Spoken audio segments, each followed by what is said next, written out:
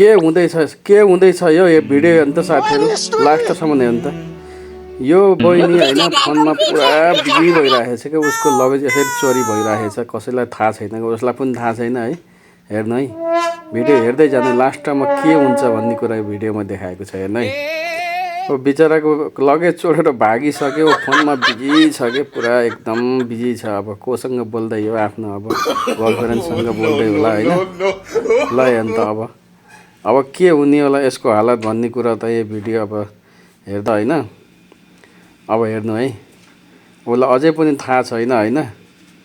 ल हेर्नु त अब उसलाई थाहा हुँदैछ। अब ल उसले देख्यो, ल अब उसको सातो पुत्लो गयो। अब हेर्नु त साथीहरू, ल हेर्नु त फोनमा बिजी भएपछि के हुन्छ भन्ने कुरा त धेरै फोनमा बिजी हुने भने के हुन्छ। ल हेर्नु यस्तो हुन्छ। ल हेर्नु अब कहाँ खोज्ने, बिचरा कहाँ खोज्ने। अब हैरान भयो अब मेरो लगेज कहाँ गयो भनेर। अब चोरले लगेर कहाँ पुर्याइसक्यो है। अब कहाँ खोज्ने, अब कहाँ खोज्ने।